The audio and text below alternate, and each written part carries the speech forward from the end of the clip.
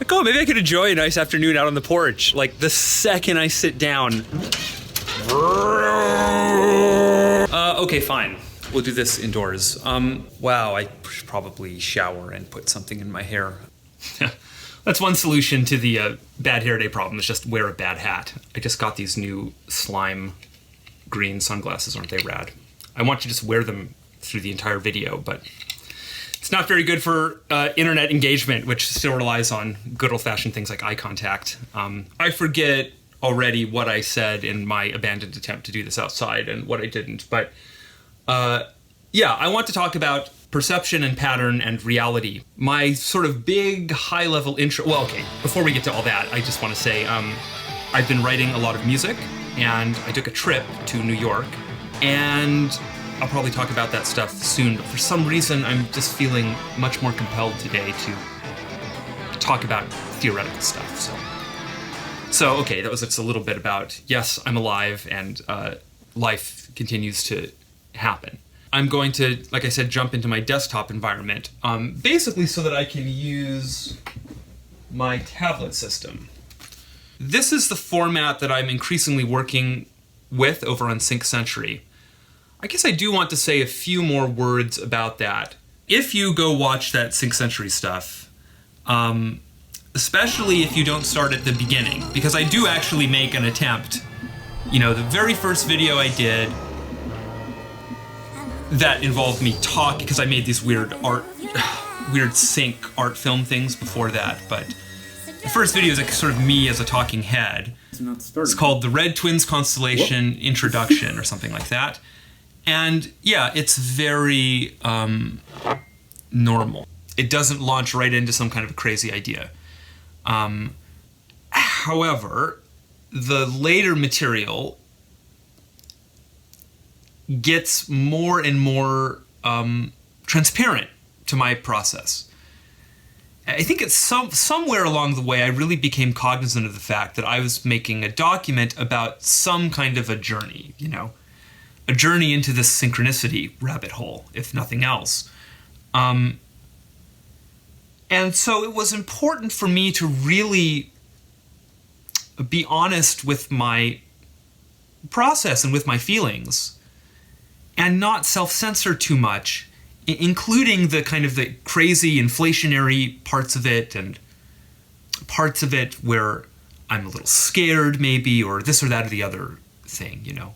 I think that the way synchronicity gets represented often by well-meaning folks, you know, in the New Age world, basically, is not so good because it hides all the teeth, you know. This experience, like any kind of limit experience,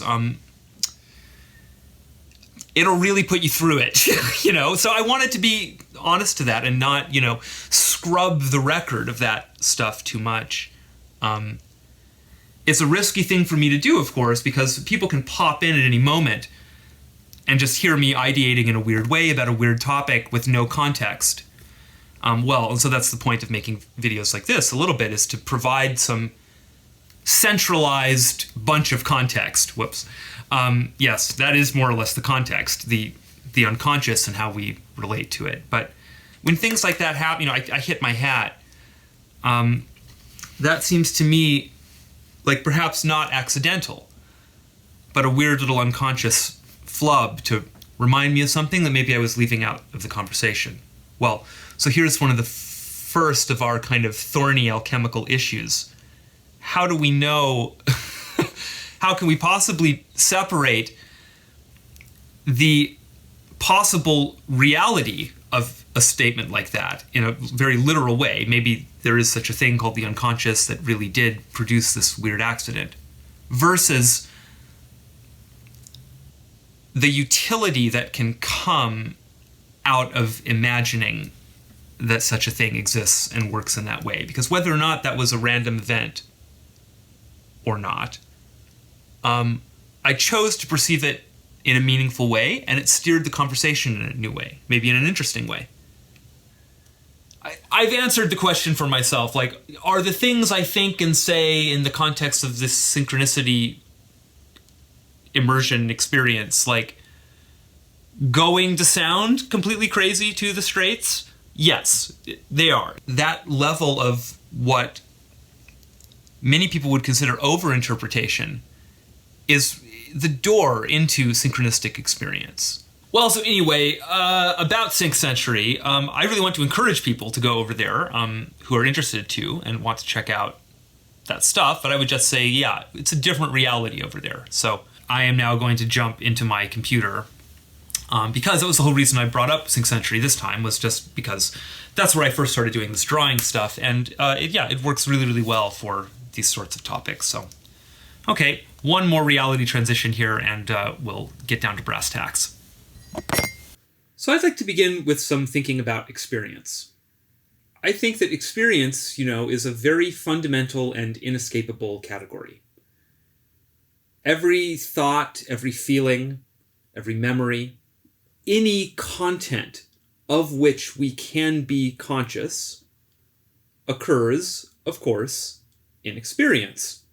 We have an idea, intuitively formed, that there's something called the objective world, and that all of the experiences that I have, or you have, so here's me, and here's my, let's call it my experiential field, which includes my own self-reflexive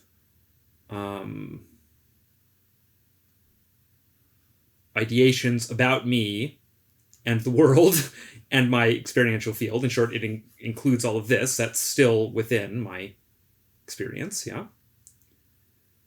That all of that is actually happening, though, for real, in an objective world that includes me actually taking actions and doing things in physical space, right? But we don't actually know that, of course. And this is a point that I have to be a little bit annoying about, like pretty much up front. We really don't know that. To think that we know that, you have to be something that is sometimes called a naive realist. That's a philosophy term that Graham Harman and the object-oriented ontologists are very fond of. They're using it as part of a rhetorical strategy, sort of, to show that you can still be a weird kind of realist without being a naive realist and so on. But basically, in naive realism, you don't understand that you have a perceptual system. Get them both back, Pliskin. In other words, you just see this. You see a person in a world. Or rather, you'd probably put more like this. Here's what you see. You just see a world of objective objects and things happening, and what you see is exactly what's occurring. So there's total transparency between experience and reality. You don't see precisely that you are this... Sorry, I feel like the camera's bouncing a lot. A little bit. You don't see precisely that you are a weird kind of natural robot that has this strangely lateralized central processing system that's connected to all these weird sensors, that is situated in something, maybe we think, because that's the model that is baked into our processing unit for some reason. It just conceptualizes of the world in terms of this kind of thing, in terms of environments and creatures and objects and actions and reactions and so on. As soon as you understand that something like this is the situation, that inside of your head is a model of the world that you mistakenly take to be reality, how's your altitude? And then project out in front of you and experience as the experiential field. Now that's not quite right. It's not just a model, blah, blah, blah. I'm not even sure, I'm just trying to indicate sort of the broad situation here you don't interact with things directly. Or maybe you do. In fact, my assumption is that we do. But I don't think that we can know that we do, except on the basis of kind of correspondence, actually. So you can see probably part of where I'm going here. Everything is projection, and everything is correspondence. It's just kind of degrees. So this is a very fundamental, I would call this a fundamental cybernetic insight. And there are other ways at arriving at this insight that don't go through cybernetics. But I like to talk about cybernetics because it's a kind of strange esoteric topic. A lot of people don't know about this thing. It's a branch of information science. Generally, people think about, robot arms and weird things of that sort when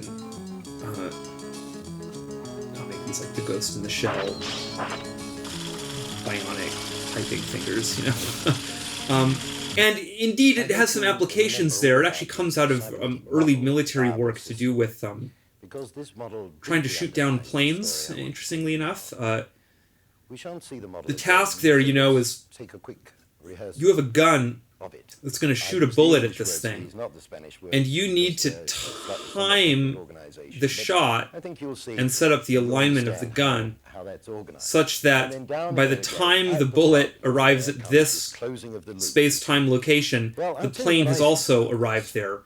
And by the way, it's probably not a bullet, it's a missile or something. I don't know about this stuff, but it's a missile probably. And so you have to time it quite correctly to detonate it. But so that's a weird automation problem. Like, how do you design a gun that can just do that? Well, the answer is kind of interesting. I don't want to talk about it now, and also I have to research a little bit to make sure I remember it exactly. But it involves feedback loops and notions of homeostasis.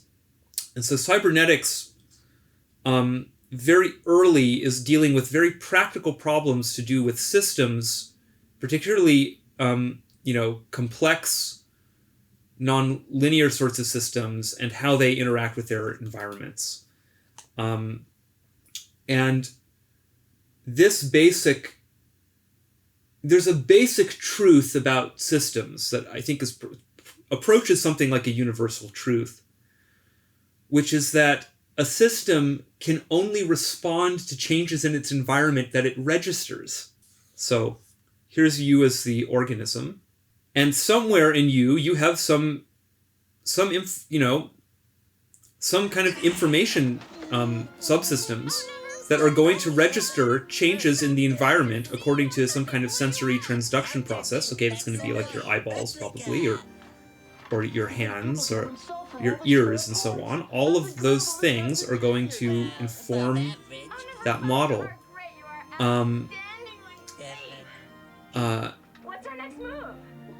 And those low-level sensory things, there's a very good reason that you, let's use that word again, naively project it outwards and experience it just as a live physical reality. In other words, you don't experience the world as a little model, or generally people don't experience the world this way, as a model that maps to something. They just experience the world as the world. The world surrounds you, right? It's not that you surround the world. Of course, I'm kind of arguing here, you really do surround the world in this other sense, in this phenomenological sense, which is why experience has to be primary, and why really any philosophy, I think, worth its weight, let's say, has to begin with experience. At least to be convincing to me, you have to begin with experience, because it's the big, inescapable, transcendental factor that runs continuously and contains everything else in your experience, in your life. Well, let's see, where was I? I was trying to say there's a good reason why you naturalize that particular set of models, which have to do with the basic way you understand an environment as consisting of objects in a space, in time, and basic properties. It's more so those are some high level sort of categorical properties, but it's more than that. It's also the fact that this particular object is called an apple and it comes in two colors, red and green, and so that's some like particular information about it's color properties of these objects. Of course, what color is very complicated, and we're back into this question of what's information, what's a perception, etc. But there's a difference, you see. There's a distinction, and you can register that difference or that change or that distinction, and represent it as a reality. You represent it to yourself as a projected physical reality because those things we should assume probably, they must map onto very stable external structures. Here's why I think that. And maybe this, I'm not sure how convincing this is, but it's kind of all we've got, maybe. Let's see, what's a good example here? Sorry, this is actually a little complicated and hard for me to think about, but you are an organism trying to understand your environment so that you can survive and reproduce. Understanding the environment mostly has to do with discovering and noticing and eventually, hopefully, understanding to some degree regularities. So regularities, that just means when I take an action, so when I send the environment this particular command or input, I get this particular thing back. So here's the environment. Environ. Here's the organism again. When I send this particular thing to the world sends back this particular thing to me, and let's say I do that a second time, and it happens many times in a row. I've identified a regularity, and then I can start to identify correspondences also between multiple regularities, and that's how I start to build up my model of the world. And that's basically the foundation of science as well. It really isn't anything more than this. That's why I have to insist that we don't actually know that this even exists. We take it to exist because of all the regularity, and because of the fact that many other perceiving systems that we have very good reason to think are, we have reason to think other people are just like us and are having, complicated internal perceptions and so on. They're all looking at things that we have very wide sort of consensus agreement about, like the fact that there's a physical world that consists of a sky and ground and things like that, But we would all agree because we're all the same species, and so this is what I'm trying to get at, and it's that we all evolved in the same way because the environment is a certain way, and the fact that we are the way that we are is to some degree a reflection of a kind of inverse reflection of what the environment is. So the fact that we are pattern detectors that exist to some degree, to some very primary degree, to discover and exploit regularities must, I think, map onto the existence of regularities in the environment. Now, it's possible to question that, and it can be fruitful even to question it. But in the end, I think it's a very strange anti-reality and anti-life kind of attitude to imagine that every single expression of coherence that you encounter in reality is, at the most basic level, some kind of a trick masking a fundamental, I don't know what to call it, radical, chaotic absence of structure that's a very interesting thought experiment. To actually believe, you just can't believe that for very long, because reality has a way of intruding with regularities that are very unpleasant, if you know what I mean. And so for me, I don't know what to say, like, is this a word, experientialist? I should probably just say phenomenologist. But I also, so that makes me very oriented towards experience, but I also try to be a realist, because I do think there's abundant evidence for the highly structured, objective nature of reality.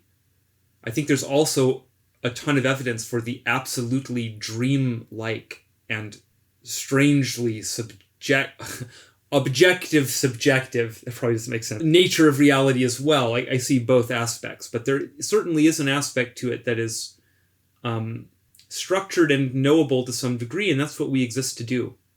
We exist to know ourselves and reality. You can think about that in Darwinian terms. I don't know exactly what all that stuff is, by the way. Evolutionary thinking is it's a particular explanatory model that works really well in certain domains. Like it accounts for a lot of data very, very nicely. So I'm compelled to try to make what I think about in metaphysics and so on basically compatible with a Darwinian worldview. And I think it basically is, although there are parts where it breaks down a little bit. Well, okay, God, sorry, too many suspended threads there. Let's cut this all back down to size. So the problem seems to be, and I don't know, there are ways to disagree with every single thing I'm about to say here, but this is basically how the world looks to me, and I wonder if you'll agree or not, but it seems to me that we exist in some objective world together, but that the way in which we understand that world is simultaneously a total truth and a total lie. It's a lie because of all the things we just addressed.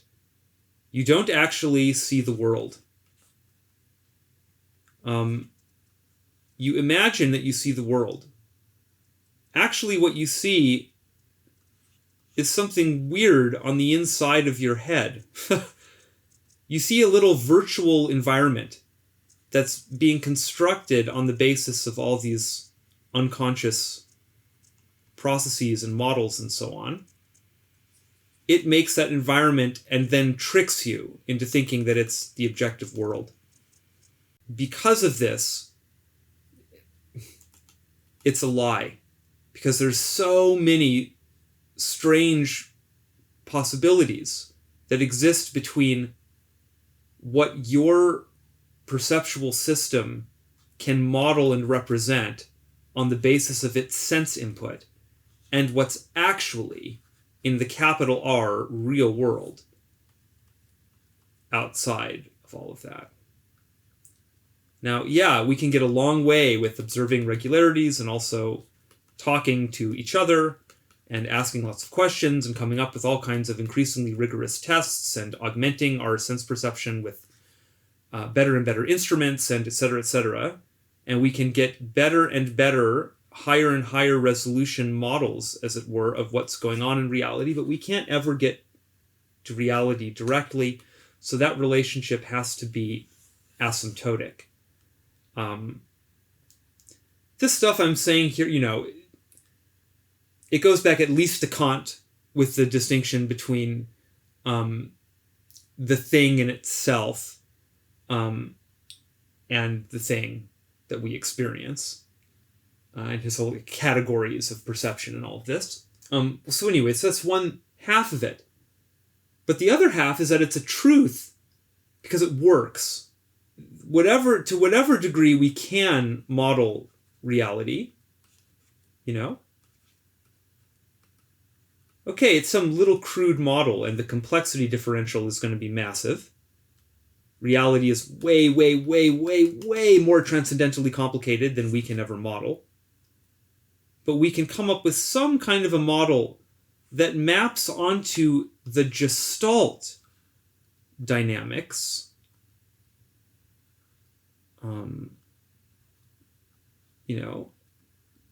i.e. the ones that are important to us for some reason, and that perhaps because they're simply the largest, most dependable regularities or dynamics, say regular dynamics or something,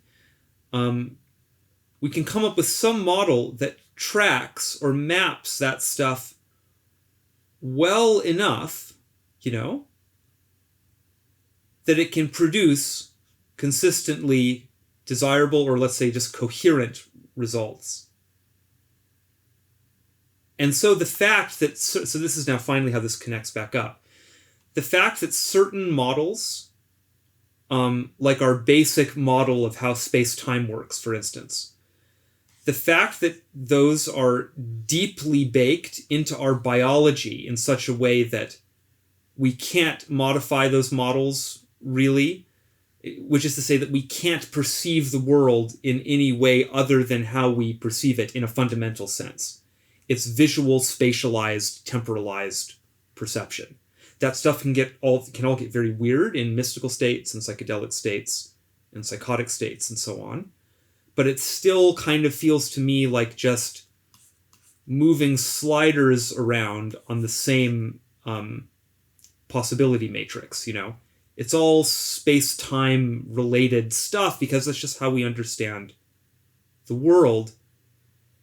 I think that means that the dynamics that those models track must be hyper-stable in reality. So there's some aspect of reality that really maps that way. It's just that, this is the funny thing, many different sorts of, this is just like random examples, very many different sorts of content might track the same dynamics equally well. In other words, they might all work, they might all produce the same consistent results, even if within the representational spaces they look very, very different. So I don't think that's an argument for kind of from one person. That's not a person. I don't know what's happening there. Maybe it's a person in a hood, kind of secretive. I don't think that from one person to the next person, that kind of thing is going on. I think that the species as a whole has developed a particular representational scheme that works for our species. Now, what works for our species is a very complicated and delicate thing that precisely involves an intersection of us and reality, our environment, and just reality broadly. So that sets up this very difficult situation called the human condition, which is it becomes very difficult to disentangle reality itself from our projections onto it and of it. Because everything that we know about reality is delivered to us via projection, via modeling and interpretation. What I start to see is kind of like your perception is just cascading models that are kind of receding into increasingly unconscious and sort of like hyperstable types. So up here we have like little stories that we tell ourselves to make sense of events that happen over the course of the day.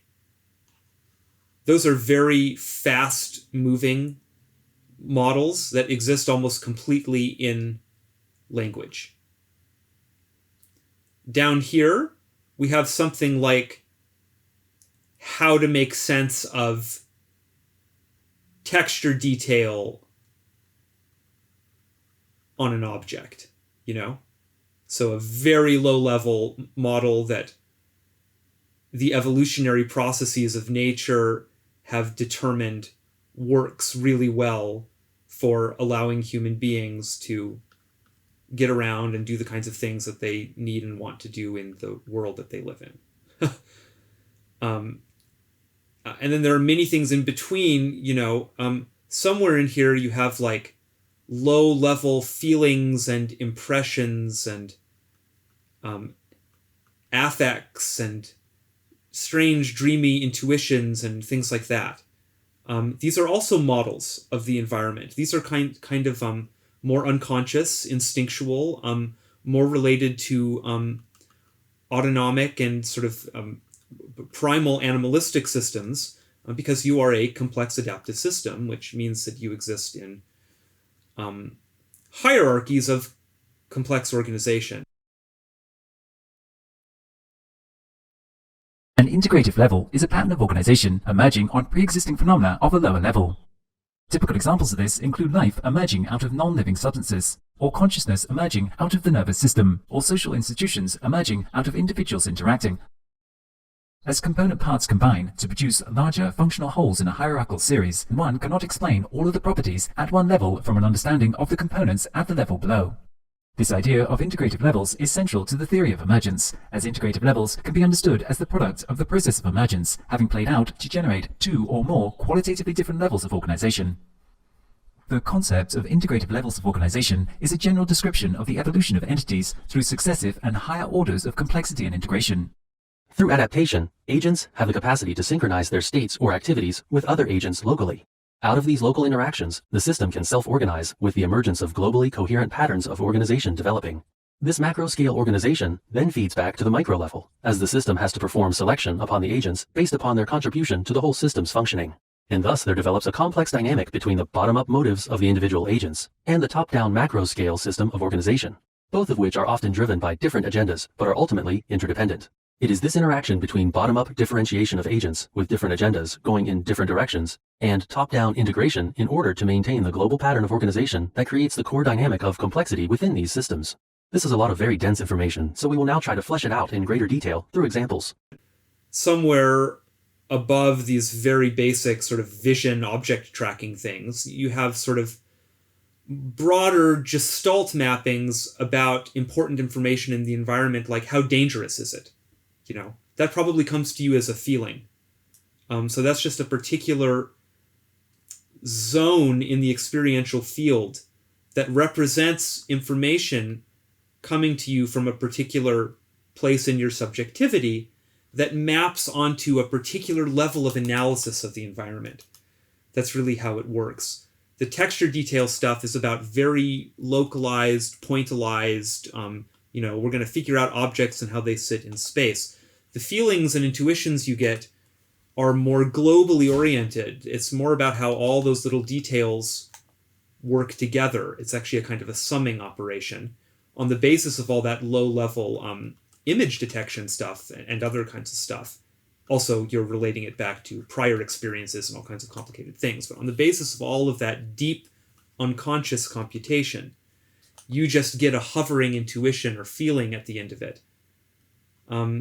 It helps to think of your subjectivity a little bit like a computer that's giving you status updates, that information, it can be flawed and weird. You can have a wrong impression, but you can also have a very right one. So it's quite important to pay attention to your feelings and intuitions. Well, anyway, that's a whole other conversation. So that's just like one level in this big stack. A lot of people don't seem to have a very good map for what these things are. They don't know how to separate thoughts from feelings, from intuitions, from baseline reality perceptions, etc. That work, by the way, you don't learn that stuff probably from like reading about it or listening to some weird person tell you about it. You learn that stuff by paying close attention to what happens when you experience things and what happens when you ideate and so on. I'm 34. It's taken me a very long time to sort out these different levels of myself and to understand what they're all doing. And I'm never certain I know exactly how it's all working because it is all a little mysterious and a little murky and a little unclear. But But basically, I see the human being existing in this sort of a situation. It's like we're just modeling our environment in increasingly concrete or abstract ways. Up at the very fast-moving, rapidly evolving abstract level, we have language. Down at the very slow-moving, biological,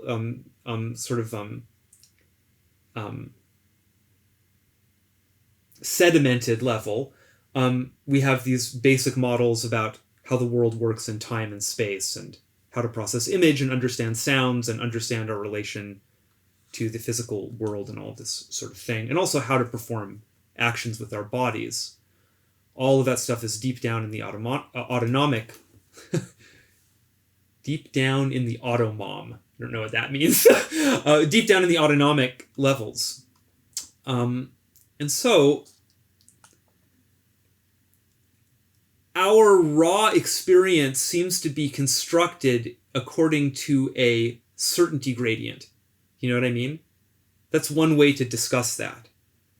So when I discuss any phenomenon, synchronicity or anything else, I have a certainty gradient in mind. I do want to talk about a kind of a broad situation here for a second, which is that I think in general, people are very, very uncomfortable holding the middle on things. Because that's the zone of nuance and the zone of responsibility and also of creative ideation. You have to dance on the line if you're holding the middle. It's much easier to rush to a polarity. And so when it comes to the question of truth, I just see, for the most part, terrified people congregating around one pole or the other, you know? So, way over here on the positive side of the truth pole, you have the naive realists who think everything I experience is true because there's no distinct. Generally, this view has to be in some way religious, I think, at least implicitly, right? Because it has to be something, it has to be some variety of, I have been made in a divinely perfect way that perfectly maps and understands and tracks in precise detail the perfection of the world, and it's all just perfectly matched, you know? So these days, that sort of thinking has really come under heavy attack, and for good reason, you know? So, in fact, I've drawn this in an incorrect way. These days, at least in my peer group, there's a few people over here, but there's a ton of people over here in the sort of negative truth pole. That these are varieties of postmodernists and existentialists who think that the situation is so precarious between my model of reality and reality that you just really can't say anything with any confidence about reality at all. And so this whole idea of truth just ought to be thrown away. All that we have are sort of our weird subjective dreams. Well, look, guys, I don't know. I just don't think either one of those makes a lot of sense. It seems to me like it's an intersection of these two things. Yeah, exactly. All perception, I think, is a mixture of truth and falsity. I mean, what else could it be? It's a guess. It's an attempt to infer with some degree of confidence something about state changes and some weird thing we imagine exists out there. So because that is complicated and precarious, the postmodernists are right. But because there is also an objective world that has quite objective structure, the naive realists are also right. Making sense of the world involves admitting that that's the situation and just trying to orient yourself towards truth anyway. And yeah, again, it's an asymptotic process. You really can't imagine that you're going to get to the truth, but you're going to find a workable dance. Maybe I'll cut to a cool Joseph Campbell quote here about that.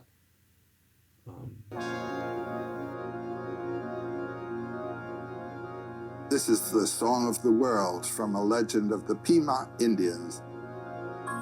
In legend, following other legends recorded in Ported Man's Line, wonderful cave. You enter the cave from a bright sky. Of course, moving into the darkness, your eyes are blanked out.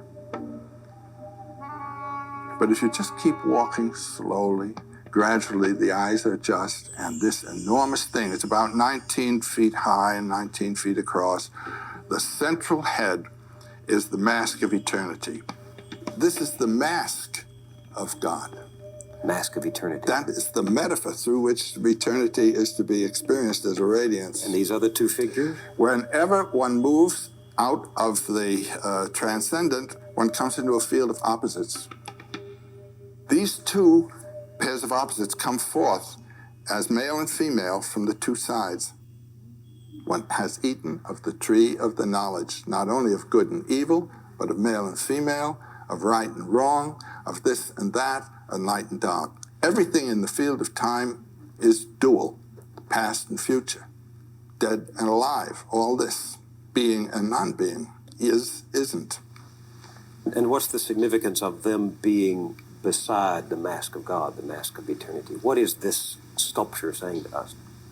The mask represents the middle, and the two represent the two opposites. And they always come in pairs. And put your mind in the middle. Most of us put our minds on the side of the good against what we think of as evil. It was Heraclitus, I think, who said, "For God, all things are good and right and just, but for man, some things are right and others are not." You're in the field of time when you're man. And one of the problems of life is to live in the realization of both terms. That's to say, I know the center, and I know that good and evil are simply temporal apparitions. Well, are some myths more or less true than others? They're true in different senses, do you see? Here's a whole mythology based on the insight that transcends duality. Ours is a mythology that's based on the insight of duality. And so our religion tends to be ethical in its accent. Sin and atonement, right and wrong. So, I want Started with to a sin, you see. talk a little bit now about paradigm and belief systems. This is a huge topic that I could talk about in a very serious and intense way for a very long time. I'm going to try to not do that so that we can keep this all somewhat brief. I'm hoping in the end this video can clock in at under an hour. I want to sort of preface by saying all of the things I'm about to say are said in this kind of dialectical spirit of trying to reconcile pairs of opposites. I find that allows me to understand the world in a very, very powerful way. And so, if nothing else, I hope that I can share the power of that, the sort of the opposite resolving, integrating approach to thinking about information. I think this is really something, the alchemists and all those folks were really onto something with this. Also, the Kabbalists understood this stuff very well. But anyway, those are weird bridges into the past. Let's try to build a little bit of a bridge into the future by thinking about paradigm. I'm also thinking that we really, really, really flew through that whole section about how our low-level models probably track broad-level regularities in reality that are Gestalt dynamic. There's a lot of I know that there are a lot of places there where one could raise very reasonable sorts of does that really work? The answer to that is I don't know, because because of these issues to do with paradigm that we can now discuss and understand a little bit. So I want to define a paradigm it's a high-level model, obviously. It's language, mostly. A paradigm is just a big, complicated collection of language. So the most obvious image to hold in mind is a book, maybe like a religious book. This contains a lot of stories and statements about the nature of existence and so on.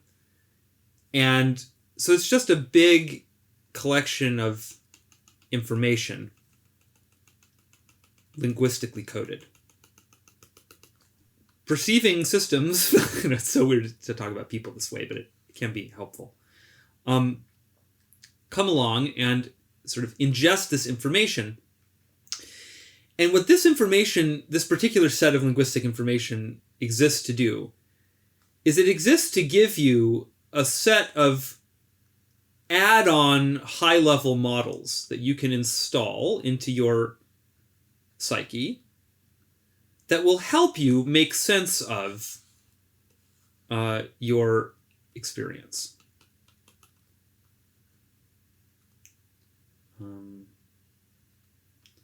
Here's a world with two trees, or maybe there are figures or something in it. I don't know.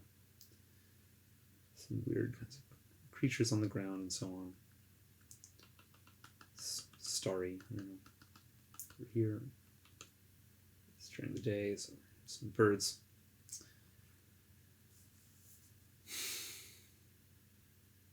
So some very interesting things emerge here right away. The first thing to notice is that these things are ubiquitous. Like, there's just very many of them. And I don't know, examples, we'll just put in political ideologies here, and other sorts of things, you know, New Age ideas, etc. You know, just whatever it is. There's really no shortage of kind of big, totalizing linguistic packages that say, we're going to upgrade your total reality perception and explain to you how the world really works and how you ought to behave in it. At some point, I think you just have to ask, like, why do so many of these things exist? And why is it so rare to encounter someone who, well, actually, it's both rare to encounter someone who doesn't have one of these. It seems like people almost need one of these. And then it's also very rare to encounter someone who has more than one of these, let's say, per domain, right? We might think of religion as one domain, politics as one domain, artsy, DIY spirituality stuff as one domain. Really, I think these are all serving the same fundamental function, of course. They're all paradigmatic, which is to say they're all bunches of language that are then going to launch processes in your brain that are going to function as models that then explain reality to you. But they have different areas of emphasis, certainly. There's difference between religion and politics, at least at surface levels, and probably more than just that. So it's both rare to find people that don't have one of these, and it's also rare to find someone who has more than one of these. So right now we're living in a historical era that I define as monoparadigmatic for the most part. We have a little bit of an idea of nested paradigms, and we think, okay, as long as you can get along with the big global American masculine sort of business, whatever it is, paradigm that we all just have to accept as good Western capitalists, you know, if it can exist inside of that, then you can have these other paradigms, and then, you know, maybe it's sort of narrowing down from there. But that's already, I would say, a pretty advanced thinking about this. Most people, it seems, are still pretty stuck in the idea that they're going to find the right one that correctly explains the true mysteries of reality, kind of at the expense of all the other ones. And whether you think that's going to be some kind of a political thing, maybe you don't even think it's a political thing. Actually, people who think they don't have one are perhaps in the worst shape just internally, because having experienced states where you really don't have one, no paradigm, that means like no language, which is probably synonymous with the psychotic state, or put another way, with the mystical state. But it's not a normal state, and no one just exists in that state. So people who say, oh, I don't have a worldview or I don't have a belief system, don't believe it. But I just think the first thing we can say, taking a kind of an almost anthropological view of the human scenario, paradigms are ubiquitous. People are very uncomfortable if they don't have them. And I think we can maybe think a little bit about why that is. I think the reason's pretty obvious.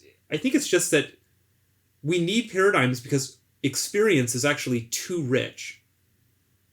There's too much in our basic experience of the world. Or put another way, there's not enough in it. The point is that there's mysteries in our experience.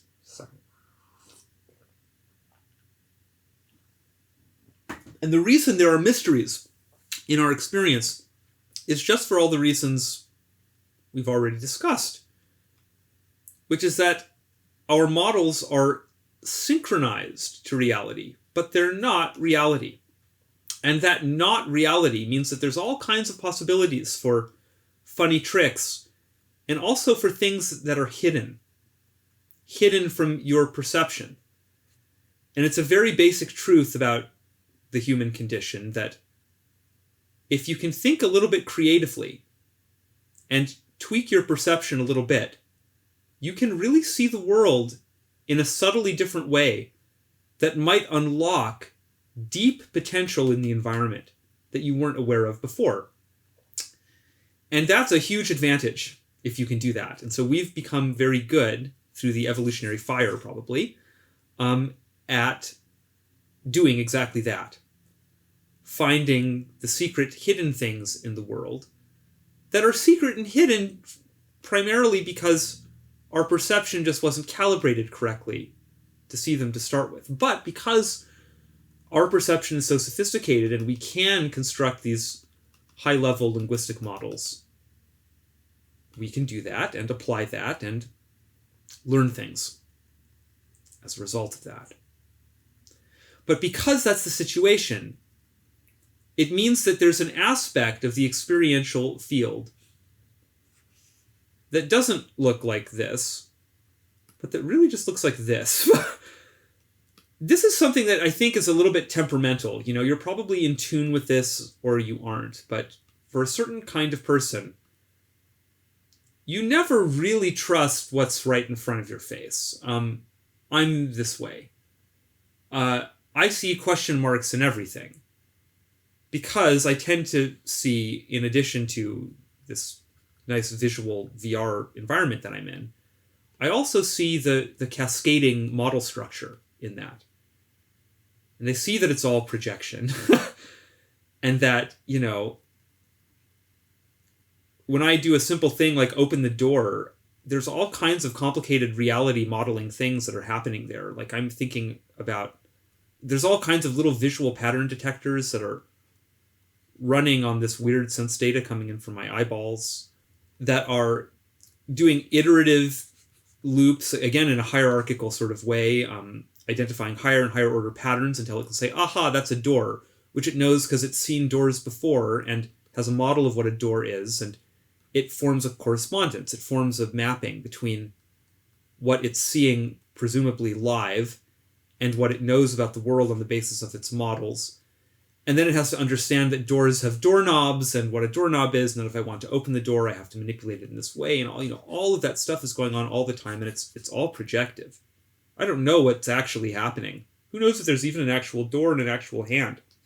I think it's not so distant from reality that it's completely out of alignment entirely with how we think about it, but part of the issue is that it could be, and it could still work. So I don't know. That's a tricky question there, but So anyway, because reality as we experience it in the big simulation that we call reality. This is very funny, by the way. I watched this video with a bunch of scientists. Welcome back.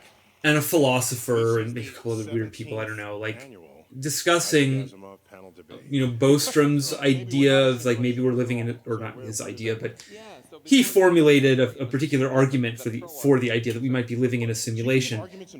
Not a single person on that panel noted the obvious thing, which is that yes, we're all living in a simulation already. It's the simulation that's running between our ears, Yeah, we exist in a big VR simulation that is our experience of reality. So experience, that's the first simulation. Then maybe we're wondering about, is there an additional simulation even outside of that? Maybe not, but we need to address this first, you know what I mean? It seems to me that most of us are still not really thinking in this way, that, yeah, we live in a simulation more or less all of the time. Well, not more or less, completely all of the time. And that's the fundamental inescapability of experience. Well, so we need paradigm because reality demands explanation. There's always more in it. This is how it works, I think. There's more in reality than there is in our experience of reality. Sorry, this is confusing. Here's reality. Here's our experience of reality. So there's more complexity in reality than there is in our experience.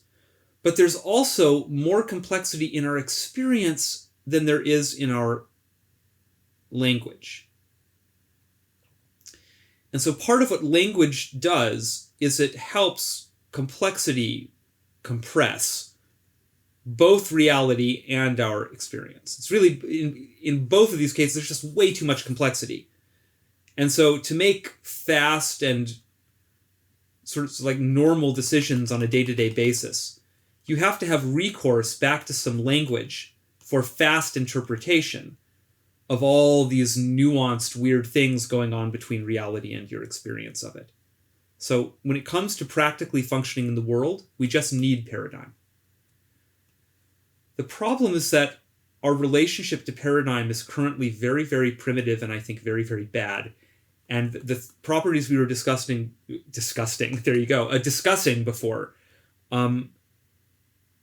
like this monoparadigmatic approach, are really indicative of that. To me, the idea that you could understand anything significant about reality within a single paradigmatic context is just so ridiculous. I don't know how it is. Well, I do know how it is, actually. It comes from certain cognitive biases that human beings have, and then also cultural reinforcement and just a bunch of stuff. But it's very tragic. Because here's what I think the situation is. Reality is a paradoxical, transcendental complexity. It is, in essence, incomprehensible. There's a particular symbol that I like to use to represent that. It's just the Star of David, although esoterically it's known as the Seal of Solomon. I think this represents reality very well. I like to put a little monad in the middle of it too. Because it represents the union of opposites, esoterically. Positive and negative are unified in this symbol. And to me, that represents, the transcendental nature of the real. So that's in the middle. That's what we're always striving to relate to and understand. It's the same thing as trying to understand ourselves, I think. Here's a perceptual system with a single paradigm installed. Who knows what it is? Some paradigm. And on the basis of that paradigm, they're going to interact with the transcendental complexity of reality in a weird projective way. They're going to see a reality that has been bent into a certain shape.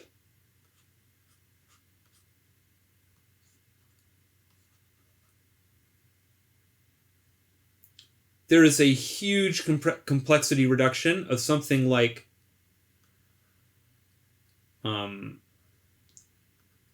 infinity to 1 going on here between any perception that a human brain can have of reality and what reality is. Now, this model that we perceive is itself going to be an interesting kind of cascading structure, because certain aspects of this model, like we said, are going to be hardwired biological sorts of perceptions to do with space-time and so on, and maybe other even higher level things, instinctual things, and so on, up until we get to the point where the paradigm lives, which then, from its high position, what it imagines anyway, is sort of the top of the mountain, it's going to try to then look at all the rest of this cascading information structure and make sense of it in addition to making sense of the world and all of this. So really, I've drawn this as some weird blob, but it ought to look a little bit more like everybody sees the basic shape, you know? And then within that, there is something like this, and then as it goes down, it gets increasingly sort of specific and individualized or something like that. And so that's just, so paradigms can be swapped out up here, and those aren't going to affect the big stable models out here. They're going to affect this middle range stuff. But that counts for a ton. I mean, it counts for so much because of the aforementioned question marks in the experiential field. So we're trying to resolve all those question marks, and we're trying to do that with these models that we have. But most of us stick to just one model, so we forgot about this. We forgot about the transcendental complexity of what's out there. We just can't use a single model. I mean, it's ridiculous. The problem is that paradigms,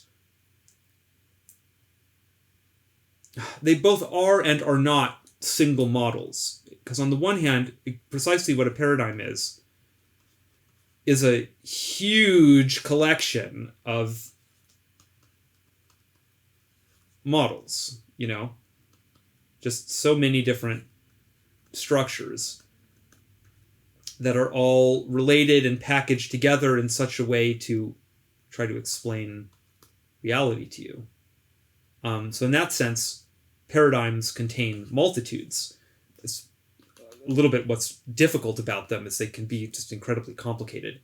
But in another sense, all of this stuff is typically unified and cohered around some central nucleus of energy that defines the paradigmatic concerns of that particular belief system, you know. And so it's coloring reality in a very specific and precise way. So I have been really promiscuous in my life when it comes to belief systems. I have just been all over the map. I've been on the extreme right. I've been on the extreme left. I have had very weird political beliefs, spiritual beliefs. I've had very normal political beliefs and spiritual beliefs. What I've noticed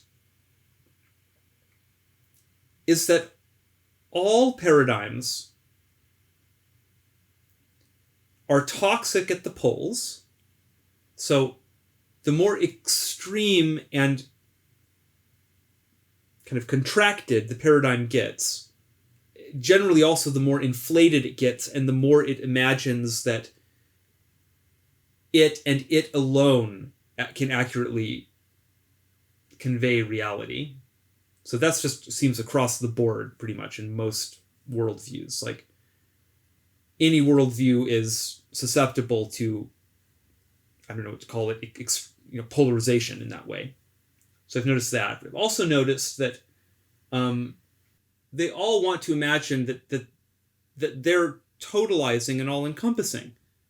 They don't see that they render the world in a particular way and not in another way, and that's inevitable.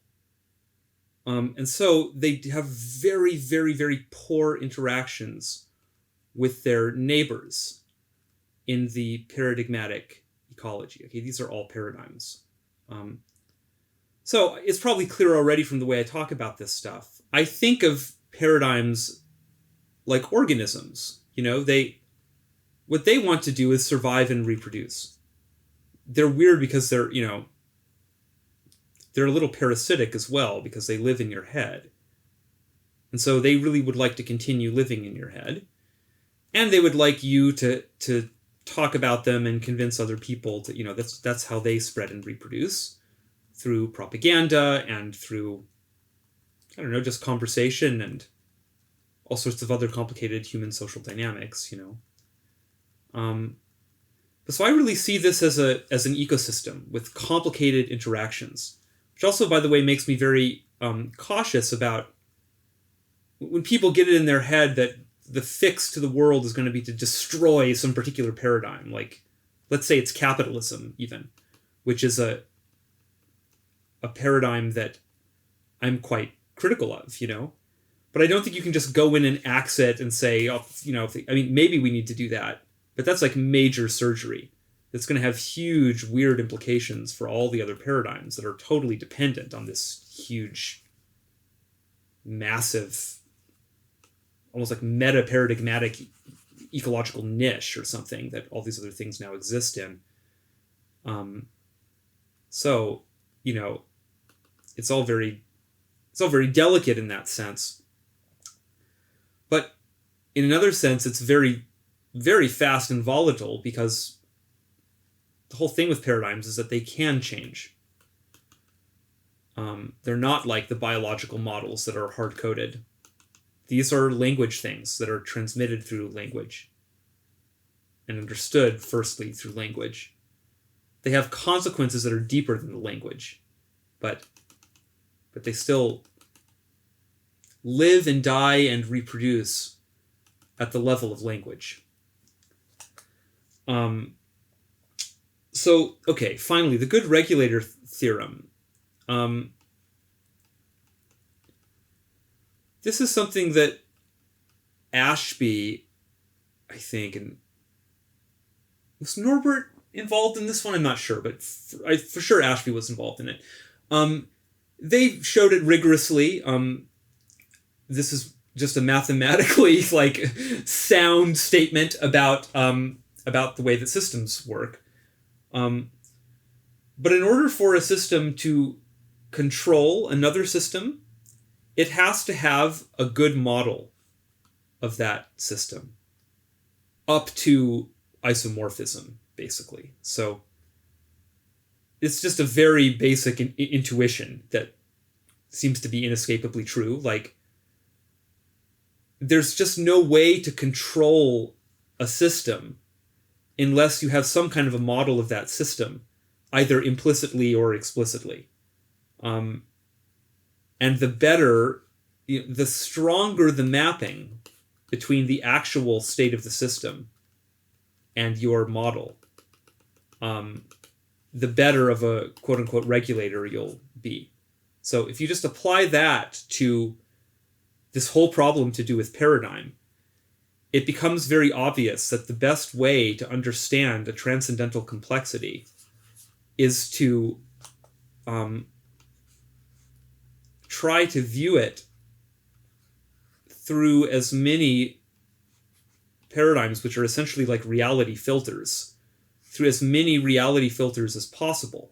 Because each one of these is going to give you a fragment, which is like a piece of a puzzle, that then, if you can recombine it all, will give you a very nice hi-fi model of reality that now takes into account a huge divergent number of views and perspectives by virtue of your,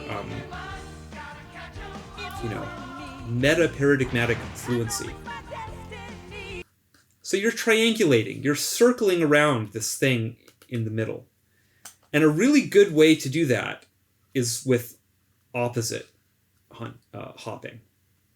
Because as you hop opposites around the circle, you slowly map out what's going on in the middle. And each time you can be doing this nice alchemical sort of balancing process of trying to perform compensations. This perspective over here says reality is this way, which seems a little bit diametrically opposed to the way that reality seems over here from the paradigm that is its complementary opposite. How can we add those together? Okay, maybe we can add them together like this and we get this piece. Now let's move just adjacently over here and we'll do the same process again, and you go around and around and around, and you get more and more acquainted with the nature of reality. The more that this is all just very obvious stuff in the end. Like, yeah, if you think about reality in more ways and are more open to different attitudes and views, you can learn a lot about reality and about yourself and about these different attitudes and views. It's just that thinking about it in this particular context, I think reveals just how deeply this speaks to our basic condition as conscious, complex adaptive systems that exist in relation to this huge, complicated, unconscious model structure, which we just generally don't think of very much, but which is really creating the reality around us. And when it comes to paradigm, this is the other terrible thing about what I sometimes call, very disparagingly, old world paradigms. We can get a little list going here. What did we say about them? They're totalizing. So they don't like to admit the contributions of other paradigms. We said they're totalized. We say that they are polarizable. Most paradigms don't advertise themselves in their worst polarized state, and most try to discourage it, but they just don't know how. So in practice, they're all vulnerable to this. They, sort of because of these things, they tend to deliberately mislead people by covering over holes in their model structure. If there's a big gap in the knowledge, that would have to mean that it's not totalizing, which would then also mean that it can't be polarized, because that's kind of what that means. It means that you're increasingly coming to view reality exclusively through this one paradigm that is then becoming sort of more and more caricatured and extreme in the degree to which it filters out every other possible option and only shows you this one thing that it knows how to see, like the Google Deep Dream projecting dog faces into arbitrary images.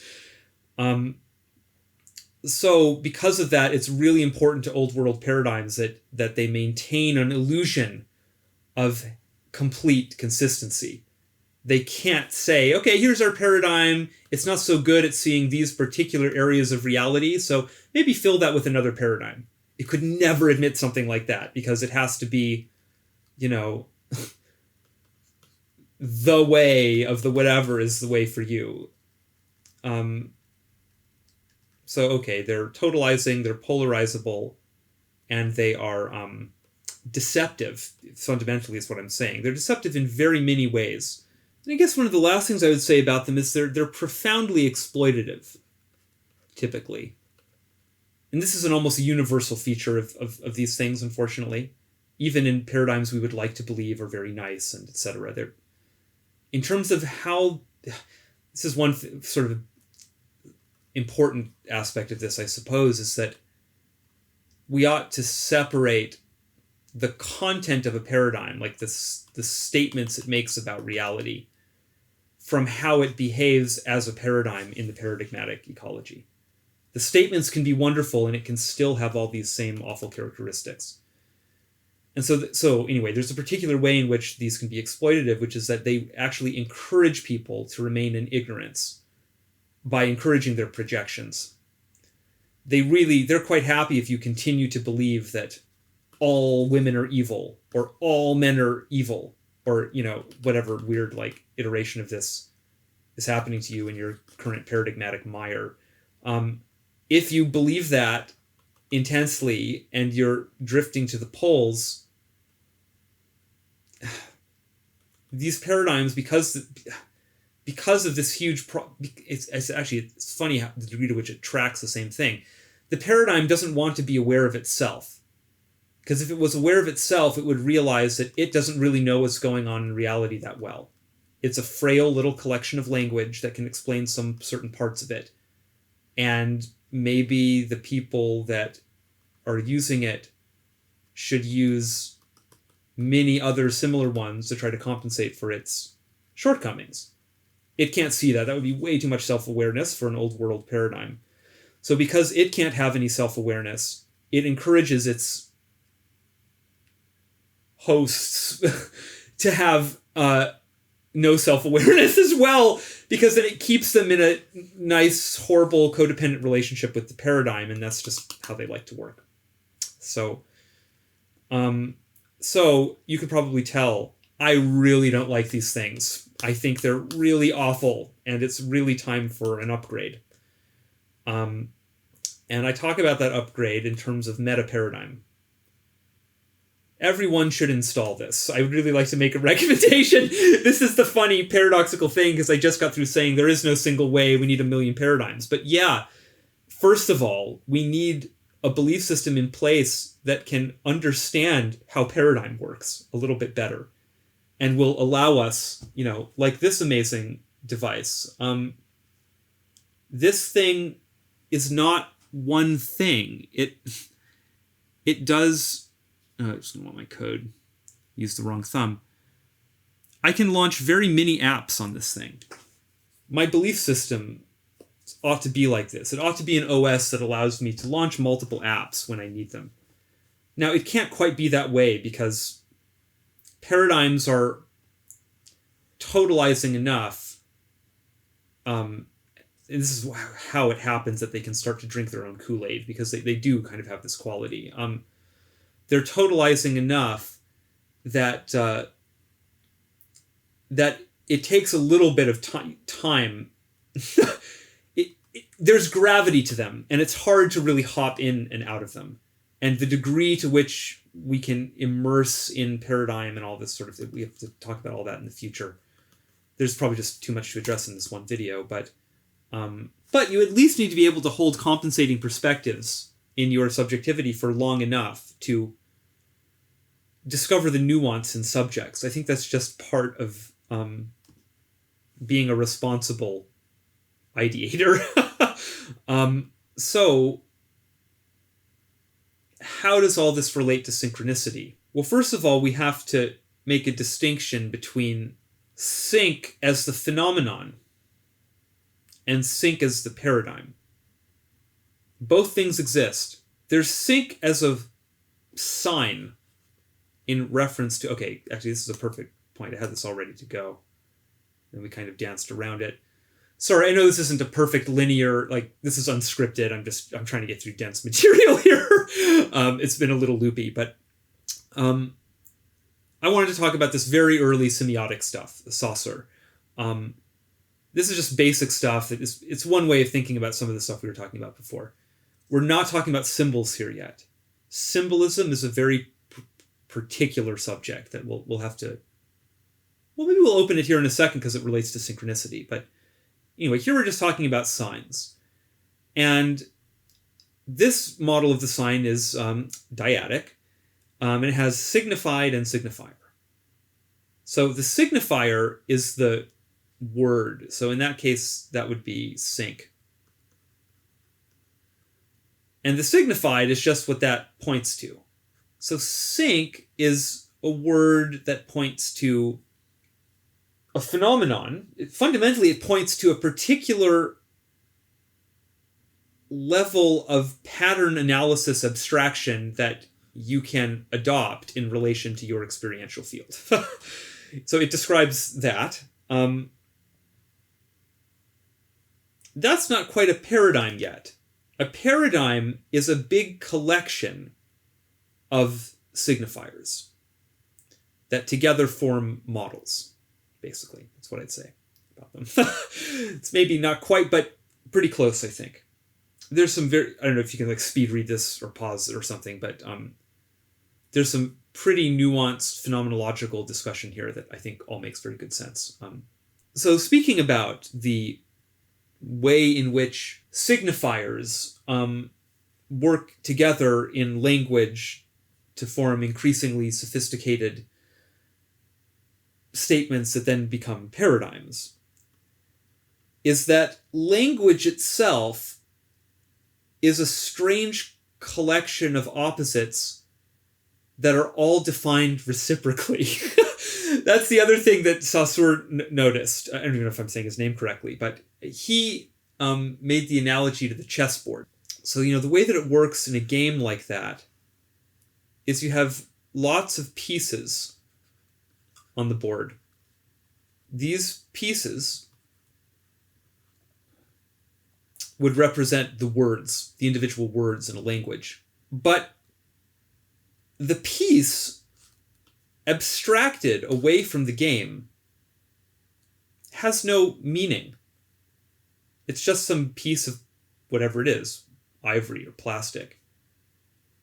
The board defines a structure, and the pieces can only move according to that structure and according to the position of the other pieces on the board, basically in accordance with the state of play in the game.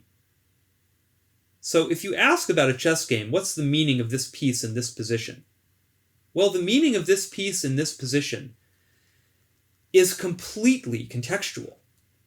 It's contextual as to the position of all the other pieces in this game according to the rules of this game. So that's how language works. Each word can be meaningful only in relation to other words in this big network structure. If you think about a word like love, and you say, define that. What's that word mean? You'll discover that it's actually quite difficult to define it in the affirmative. On some level, maybe not explicitly, but implicitly, you're going to have to invoke hate as the opposite concept in order to make this coherent. So, okay, that's weird, because it's like love has acquired its meaning from hate, and maybe hate has acquired its meaning from love. Well, okay, there's like this weird, Derrida called it like the deferment. Where's the meaning again? It seems like it exists somehow between these things, but then you realize all of language is this way, because every word, i.e. every concept that we have,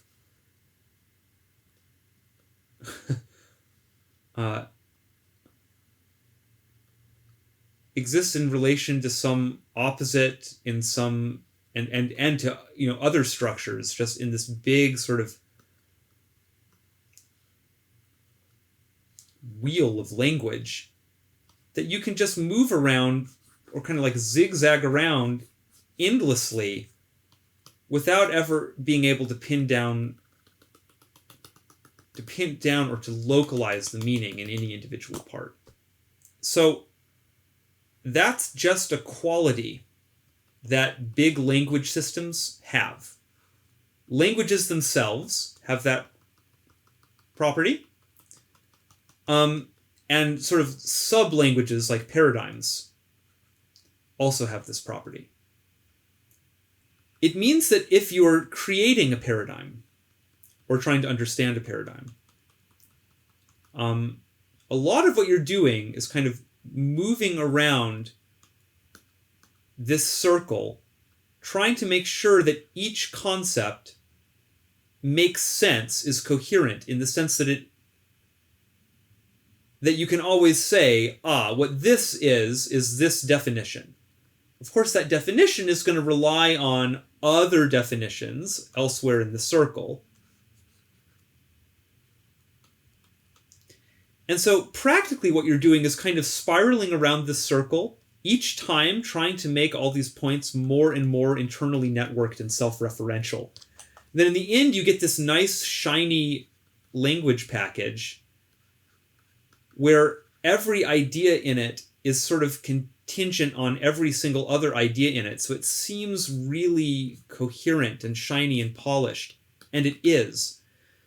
But the thing is that that's actually an internal property of the degree to which you've kind of polished up your big language system.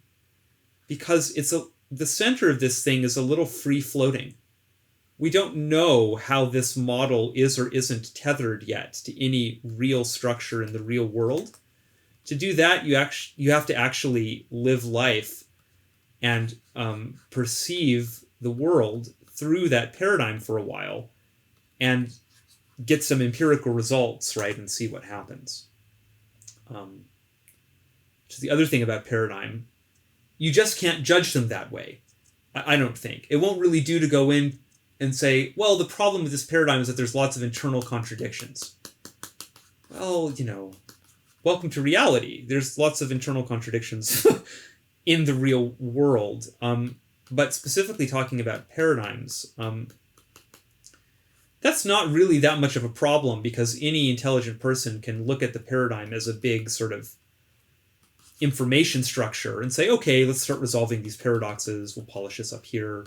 Oh, that doesn't make sense. We'll define this in relationship to this instead. And you just do this gradual sort of semiotic harmonization process on it. And eventually you'll end up with a really nicely sort of internally coherent and consistent version of the paradigm. But that isn't going to make it more or less true or more or less functional. It's a separate variable. If you have a paradigm that works pretty well and achieves some good desirable results and explains some things in a way that's helpful, it can be very good to then polish it up and make sure it's as coherent as it can be, because that's just good housekeeping, and that will help avoid in the end many of these old world paradigm problems. But just polishing up the language relationships and the model coherency is not enough. You need to actually deploy these things and see how they work, and deploy many of them, and then try to aggregate them into increasingly sophisticated higher level models. I'm going to take a short break, but when I return, I'm going to talk now about synchronicity more directly. I was trying to open up that thread a second ago. And the synchronicity space, like I said, there's a distinction between sync as a paradigm, which is a collection of models that will explain the world. It's limited and has lots of internal problems, and I'm sad to say in its current state, many old world characteristics still. So that's, it's sync, and it's a paradigm like any other. And then there's sync as a phenomenon that happens in experience. And that seems to me a little bit different. So we'll talk about that to start with. This synchronicity thing, it's a big question still what it is. But how it works is another matter. And to learn how it works, you just have to engage with it. Well, so anyway, I'm already opening this can. We'll open it in a second. I did want to take a break. What I was trying to say is that stuff is, like I said, challenging enough that I just want to make sure we have our ducks a little bit in a row before we murder them all with psychedelic poison. Okay, back in a flash. How long have we been talking for? Feels like a long time. I'm eager to make some music. But I do think we have to talk a little bit longer. I guess, really, this does start to blend into my story about my confrontation now. So that's appropriate, I guess. We'll end this video kind of with setup for the next video. I guess, really, I want to open with some general talk about the unconscious now. We've already hinted at it. This was fun, but I noticed on the playback that it's definitely like Want me to wait for you? obscuring my face a little bit. We've been orbiting the unconscious already because we've been talking about all this deep computation, all these models and so on that are, again, unconsciously in some way combined together to form this big simulation of the world that then also you get to inhabit like an avatar, and that's like your experience, but all of that's being constructed. The stuff in your psyche that's doing the construction of that reality, and also the thing that's doing a lot of the creative intelligence that then supplies you with epiphanies and intuitions and solutions to problems and so on. All of that is stuff that must be unconscious because you have no direct awareness of it. So that's just what it means for it to be unconscious. It emanates from somewhere deeper. For now, let's say somewhere deeper in your subjectivity, although in the end I'm going to want to sort of throw away that distinction. Not really. It's important to keep it. It's also important to throw it away. Sorry. Usually when it comes to alchemy, it's going to be some kind of a paradoxical combo like that. So anyway, all that stuff about perception and all of this, I was just very interested in those questions, and cybernetics, with its interesting focus on heuristics and on models and all of this sort of stuff, really got me thinking. The issue of the unconscious was something that rose very gradually for me in my awareness. It sort of happened like this, you know. I thought, okay, here I am in my nice conscious solar existence here, and here's all these things that I own and that I can identify with. And that includes my speaking abilities, and it includes all my conscious thoughts. I probably at that point would have said it includes my emotions. Of course, those are conscious things that I understand, you know. Don't understand them at all, actually. At least not through intellectual conscious structures. Well, anyway, and then there's this thing called the unconscious, and at the time I was, you know, you infer the existence of this thing as a good phenomenologist just out of necessity, because something has to be creating all of that marvelous experience that you're paying attention to. Since you don't do that consciously, you don't architect your understanding of reality piece by piece. That's the unconscious. I thought, okay, it's like a machine, it's like a VR, it's like a PlayStation 4. That's what the unconscious is. It just makes my reality and some other stuff. But you start to notice that that doesn't really work, and that there's much more going on in the unconscious than you've given it credit for. Because actually it's like a whole nother source of agency. And in fact, as I'm speaking right now, I am not consciously controlling my speech. So that's a real illusion. At best, I'm consciously orienting the speech by deciding to go down this avenue and not this one, and by trying to think a little bit in advance about how topics are going to be ordered sequentially. Although, to be honest, most of this kind of stuff is unconscious as well. Really, I don't know what happens when I speak. It's similar to what happens when I play music. You just do it. And so a lot of that is actually flowing from this weird thing in the underground. I've got a message for you. So I can't think so. That goes in this other box. Speech is actually made by the unconscious to some big degree. Certainly the fluency, like the word choice, correct grammar, I'm not consciously doing any of those things. It just happens. So it's all unconscious. Thoughts, similar way. I experience them consciously, but I'm not sure how they're made, you know? And it seems like some of the best ones, I have no idea how they're made. It's like literally almost like they bubble up from some deep cauldron. Oh, shit. I guess that goes to the unconscious as well. Whatever. I'll spare you all the calculus. But gradually it was like, started to look to me a little bit more like this, Wow, I have this tiny little pocket of conscious awareness and this huge thing called the unconscious that's like architecting that from all sides and sets up the whole condition of this even existing. And maybe also in some way is animating me in a way that I really don't understand. Because then that's kind of the next piece of this, and it relates to the weird clock number stuff, What you pay attention to is a partly unconscious variable. You can select what you want to pay attention to, but you also know that things can catch your attention. And so these things are like that. They catch your attention. There's a weird attitude about this stuff by people who just want to dismiss it, I think, that imagine that people kind of sit around and dream up this stuff like, what might be mysterious? This, I guess. Now I'm going, like a robot, I'm now going to look for this and find it, and then through selection bias confirm to myself something, That's just not how it works. How it works, if to people who actually have these experiences, is you're sitting around minding your own business, and this just jumps out of your experience at you.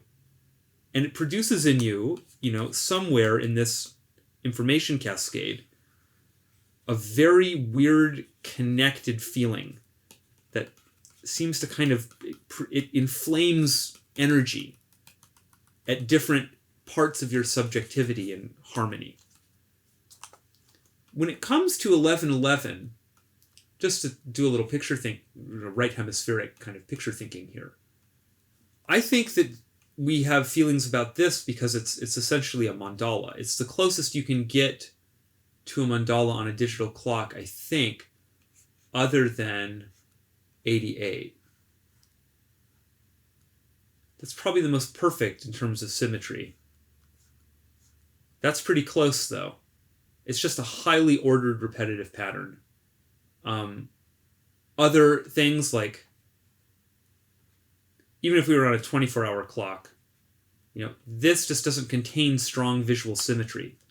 9 words. So out of all the digits, it's actually just 1 and 8 that possess this visually balanced symmetrical property. So then if you double that up with all 11s or... well, that's right. So 88 is a number that we see on a digital clock in Back to the Future, which is, part of my weirdness. So that's why I thought of that number. But actually, naturally occurring clock times, 1111 is probably it. It's probably the most visually balanced that you can see that clock. And it consists crucially of 4 objects, 4 pillars. So I think that more or less equals a quaternity, which Jung thought was a symbol that represented the psyche as a whole, actually.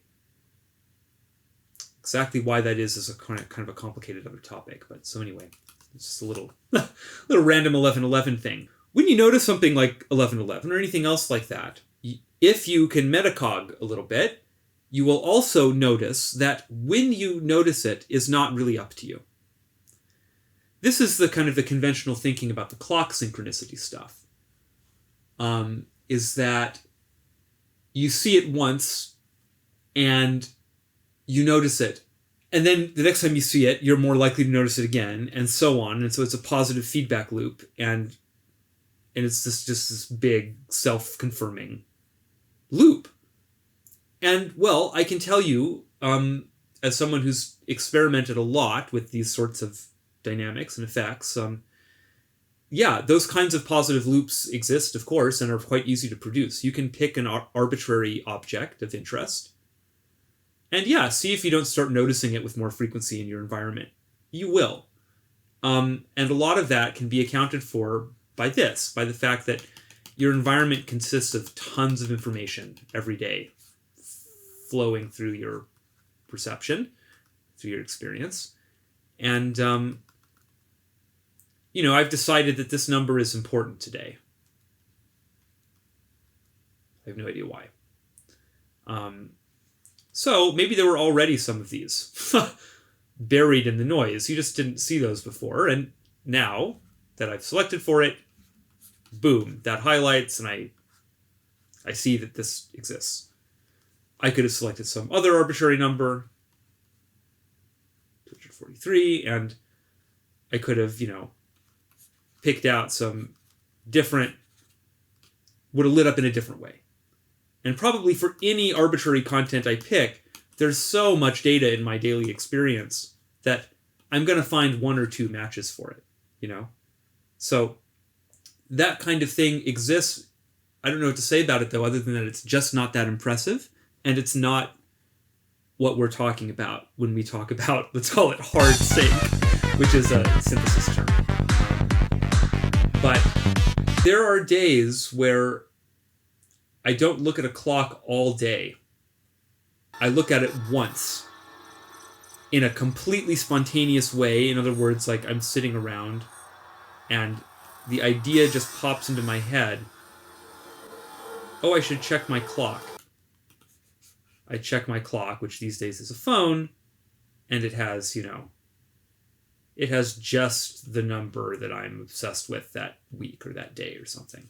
And it occurs just the once. So in other words, it's not that I looked at the clock 100 times and just noticed the one time it had this number. I only looked at the clock once and it was this number. And then maybe the next day I looked at it again once and again it was exactly the same number. That kind of thing, stacked multiple times. Well, you just start to learn to expect it. But the weird thing is that you can, for me anyway, I start to notice that I can tell a little bit before it happens. So I would say there's a pretty strongly precognitive element to even very basic like synchronicities, like clock face synchronicities. It's subtle. I think it relies on, well, that's the thing. It's like a deja vu. It's just a weird feeling. I'm never sure if that level of it is real or not. But the funny thing about all of that is that, well, okay, here, let's just break it down. You notice something, and in some strange way, you must have noticed it before you noticed it, if you see what I mean. Otherwise, you wouldn't be looking at it. It's one thing if you're in a scan and search operation, where you're just tracking, trying to look for things that look interesting or that you might notice. That's one style of perception that we all access many times in a given day. Another style, though, is just that you're busy with something. So your concentration is now very, very focused, laser focused on something that you're doing. And suddenly there's an interruption. And you go, what's this? That's what it is. So you see, that feels really strange because it feels like a little joke. Because what interrupted my focus? Well, something other than my conscious focus, which means it must have been an unconscious something. Something said, I need to look at the time.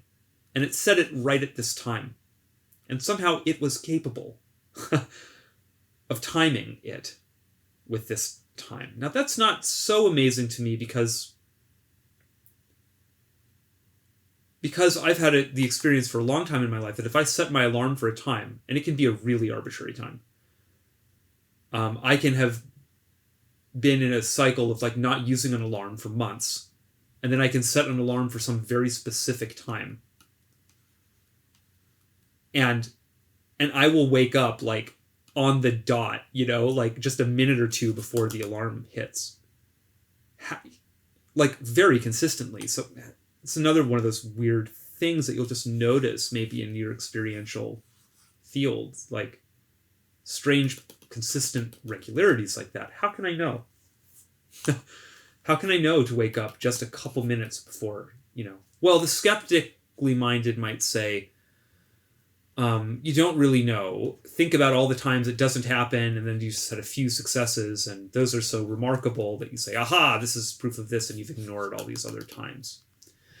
I don't know what to say about that, except that that's completely theoretical, and you haven't lived my life. In my experience, I really don't think it's been like this, and I try to be pretty careful about that. This is quite a consistent effect, and my conclusion is that, yeah, the brain is a very, very complicated computer, and it can do basic things like keep precise time. You know? It probably knows how to infer that on the basis of the ambient light levels in the room, you know? And it's probably all deep unconscious knowledge that it just has. And so it can help me. I'm setting 2 alarms, you see, when I set that alarm on my phone. I'm setting one alarm on my phone, but I'm setting another alarm in my unconscious. And for me, the unconscious alarm has proven to be really pretty reliable. You know, there's been a few times it's failed me, but... so it's the same thing when you notice a funny number. Sometimes it can just be like, really, it just intrudes into your, you know... Like for me, very often, I'll just be working on my computer, and, whoops... Oh, that's great. Now we have a window into like my pornography habits and all kinds of other things I want to talk about someday. But maybe not today. Remind me later and clear that recent history and fuck off. Okay. Speaking of, well, you know, it's just this stuff sometimes is amazing and hilarious. Weren't we just talking about things intruding from the unconscious?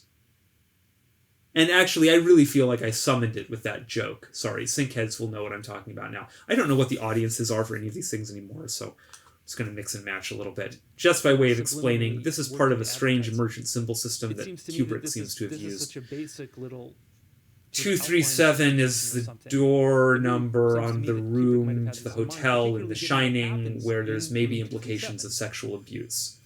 So I think that's an outline substitution thing for the word sex. I go into how that works imagistically, you know, the mapping on my channel. But so anyway, permutations of this number, I think this is basically code for sexuality in the Kubrick symbol space, and so I think that but remember how we were talking before, yeah, iterations of that number always code sex a little bit for me, so I was just throwing that in. But then a bunch of sex erupted through an accident. I hit a button on this tablet. Well, stuff like that, I would describe that as very, very low grade, because who knows, maybe that was an accident. But things like that are just the norm, I think, when I talk about the unconscious or interact with the unconscious. It's how it communicates, and it's how it makes itself known. Just like that, I'll be doing something on my computer, and then suddenly something will happen. Something accidental like that. Maybe it's even like a pop-up window on the internet, or a text message comes through at just the right time, and maybe that text message contains something very significant. And then without kind of even thinking, I'll just be like, what's the time? And before I know it, my eyes are up here, and some terrible number that maybe relates in some precise way. Maybe somehow this number appeared in this text message as well, and now there's starting to be a little bit of a dimensional coincidence going on. Well, so anyway, I've probably labored the clock synchronicity stuff enough. I like these examples because I think a lot of folks can relate to them. The stuff I'm going to talk about next time, where I remote viewed a book that then taught me how to do automatic drawing that then revealed the secrets of the universe to me, is maybe a little bit more difficult to relate to. So but it's all connected, because these strange things with the clock, it's my preferred terminology, the clock stuff, were things that just started to manifest in my experience when I started to pry open this door a little bit. It's the door into the unconscious. Jung thought that synchronicities clustered around the individuation process, which is a particular thing to do with personality transformation. And I think that's certainly true. But I also think they just generally hover around anything to do with the unconscious. And as soon as you start to look in its direction, these strange ripples start to emanate from it. Now, what are those ripples? You know,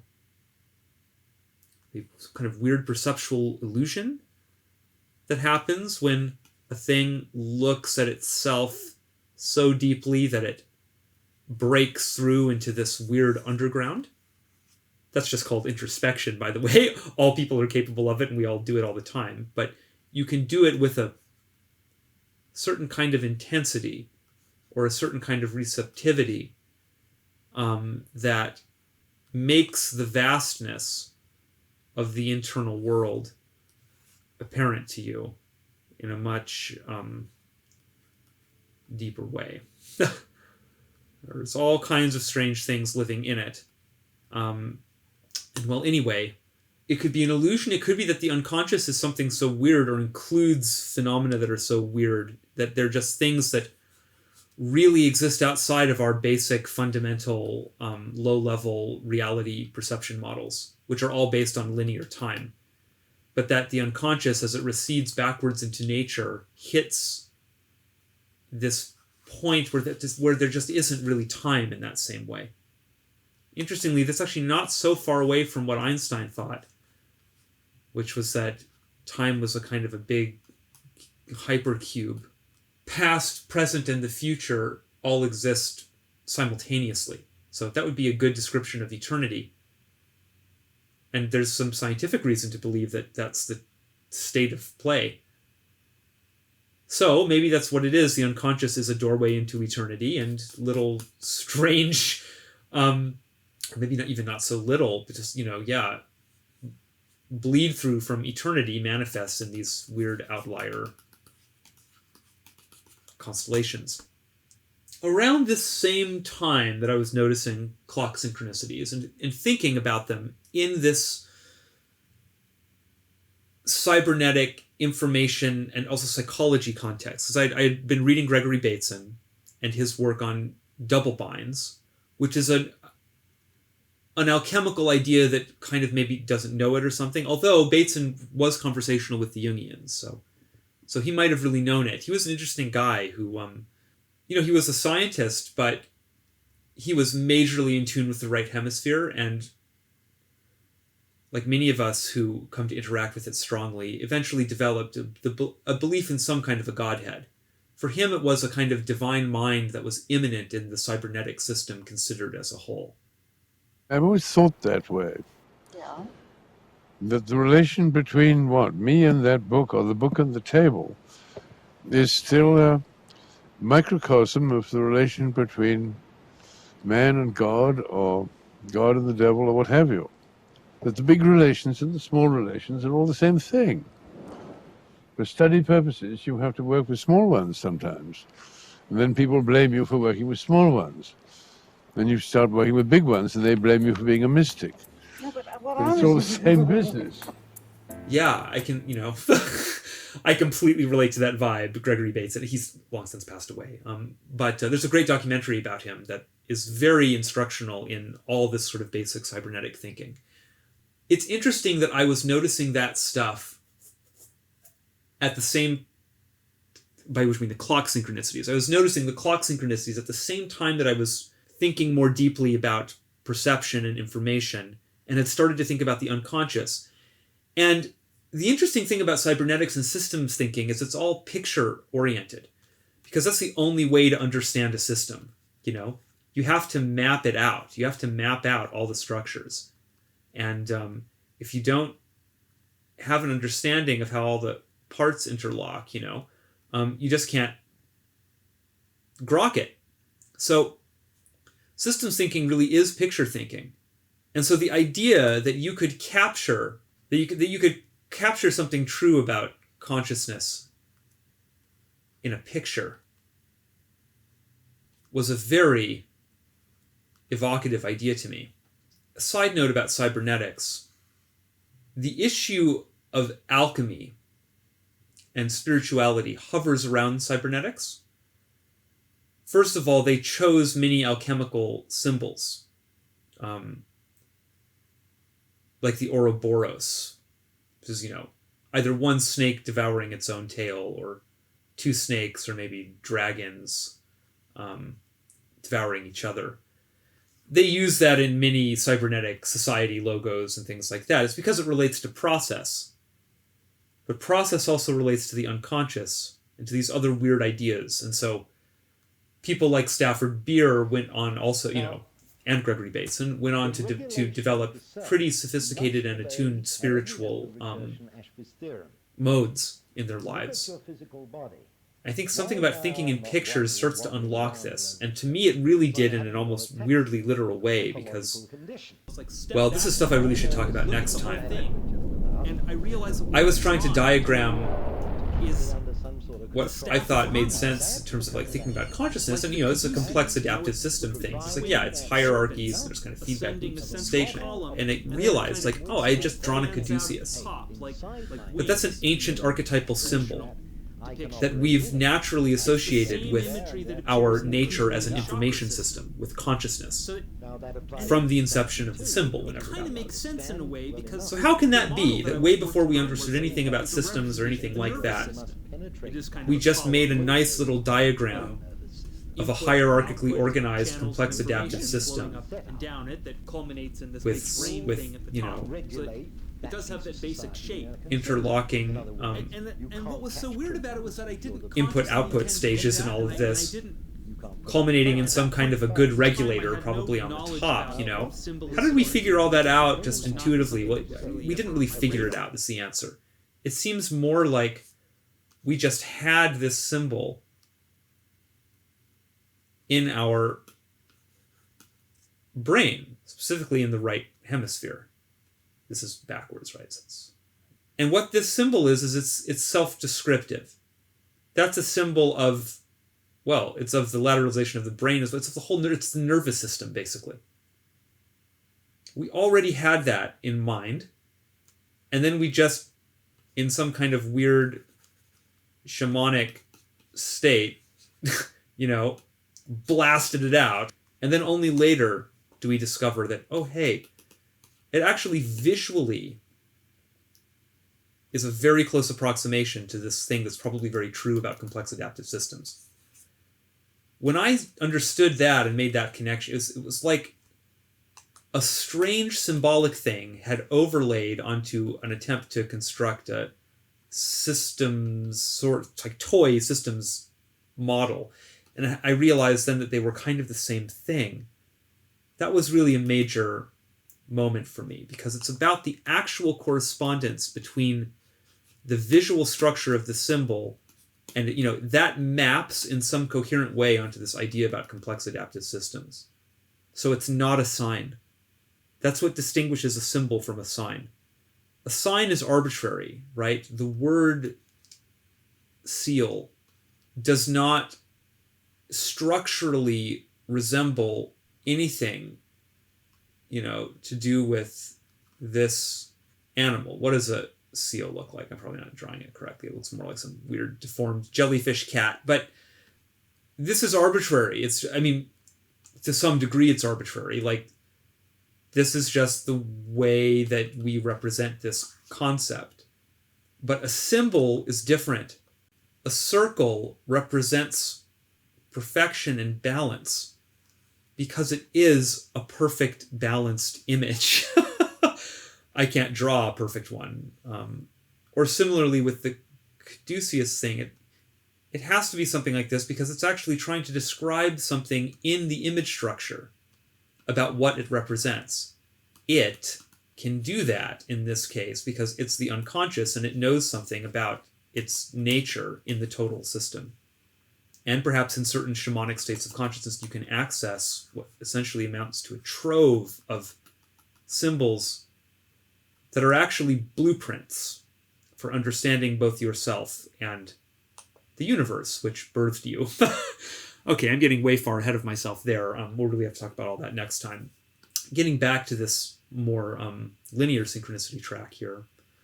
Okay, here's the last sort of piece of this I want to say, and then I really am going to break for today because I have to edit this as well and all of this and continue trying to not completely fail at my life.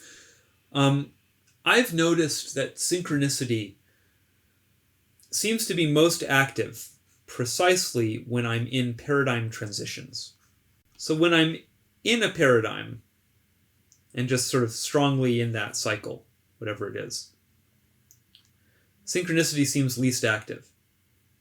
When I've settled into a new paradigm, it's also not very active. But in the middle, in this weird interstitial zone, it tends to be super active. So it's more active the less language there is. the less verbal conscious language. Makes sense because we were just talking about pictures, and synchronicity often seems to involve pictures. I think there's more to it than that, though, to do with trauma and the way that trauma relates to models and expectations. That's really, we just can't get through all this material in one session, I guess. We'll have to save that for another time. But the distinction I'm trying to make here is that something about synchronicity ought to be included in meta-paradigm. Now that's probably going to be a pretty controversial statement because it probably sounds like I'm taking what amounts to a kind of a personal paradigmatic preference, this synchronicity thing, and saying, yeah, let's just bake that into the thing that everyone has to install. And for that reason, I think it's important to consider this in the most minimal or the least specified way possible.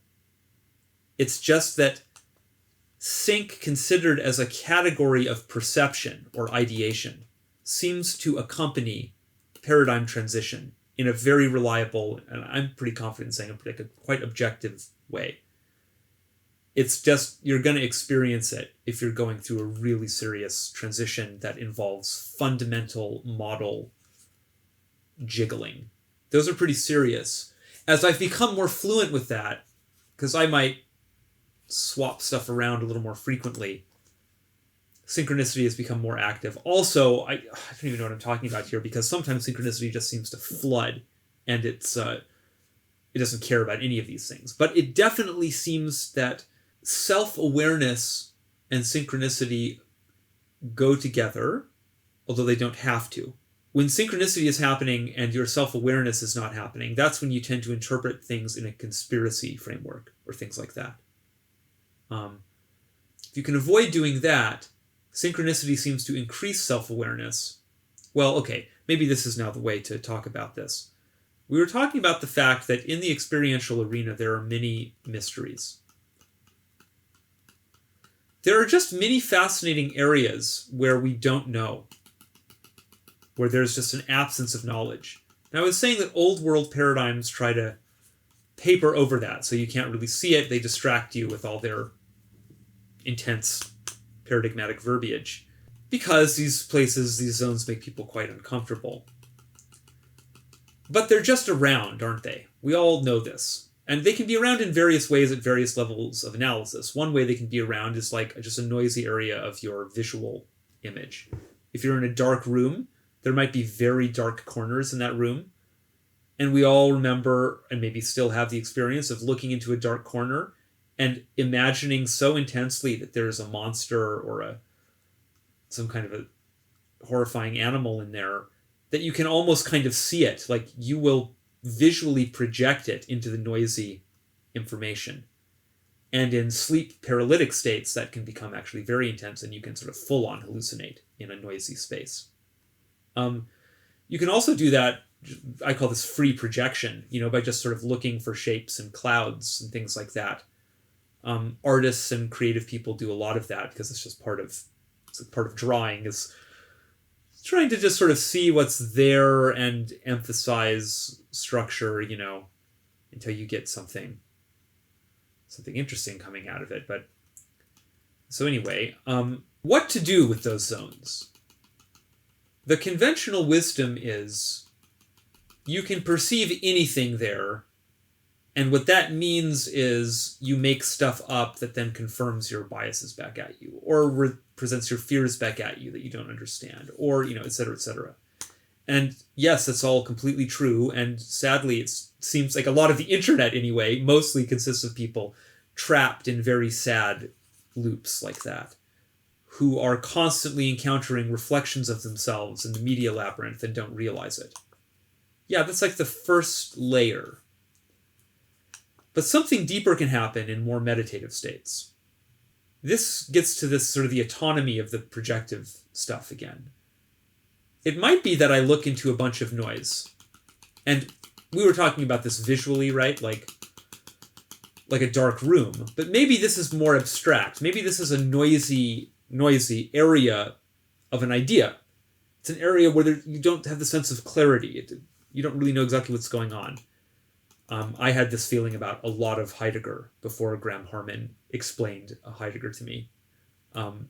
which he did by applying a big unifying pattern that seemed to constellate things in a very predictable, reliable way out of all this verbal mess that Heidegger made. I keep erasing instead of...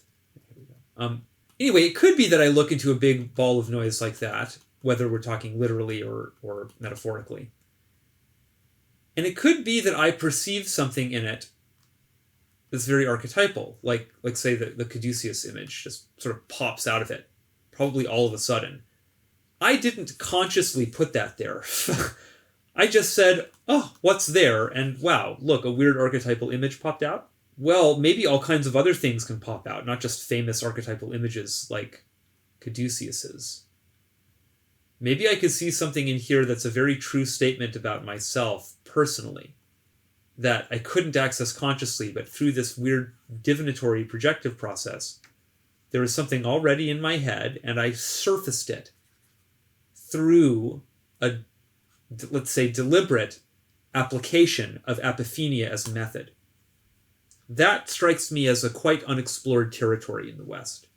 We're very, very terrified of that.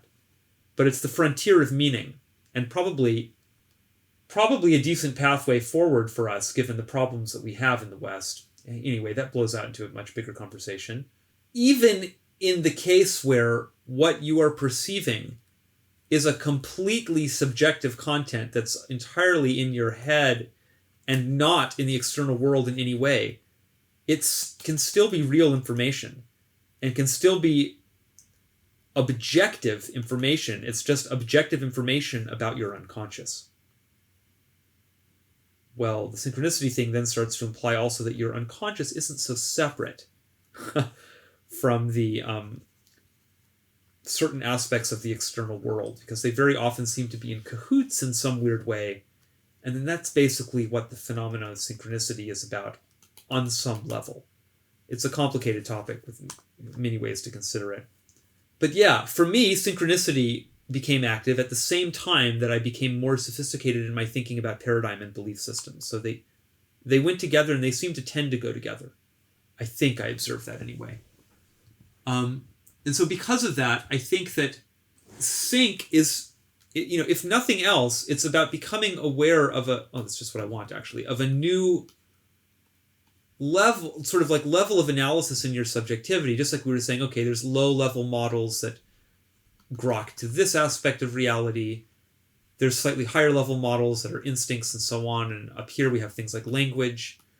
Well, there's just this funny level kind of in the middle here that is expressing itself symbolically, both in the environment and in the interior. And it's just a zone of subjectivity where strange connections are occurring and strange information seems to be surfacing. For me, reference back to the cybernetic thinking and just in general an information processing model, and also some of these Darwinian ideas, really helped ground me. Getting back to what we were saying before about the fact that we're really all already living in a simulation. I think that's really part of the meaning of the religious halo, by the way. It's our reality tunnel, to use a Robert Anton Wilson coinage. Because of this situation, we're living in a fantasy, a dream, really. We never stop dreaming. We're dreaming while we're awake. It's just that while we're awake, the dream is tightly tethered to these powerful sensors that we have, which is giving kind of like live status updates to this internal world, right? That's all clear. But so, because of that, the line between the dream and the waking state is just not that thick, it's very, very thin, actually. And the dream is ongoing. It seems to me like, even in a minimal case, there's just this internal world that's mythopoeic. And it's populated by all this strange archetypal stuff. And it's feeding and interleaving that stuff into your experience in a funny way that you can become aware of. And that it's projection. But it's projection understood correctly, projection of the objective sort, this is where it gets objectively subjective.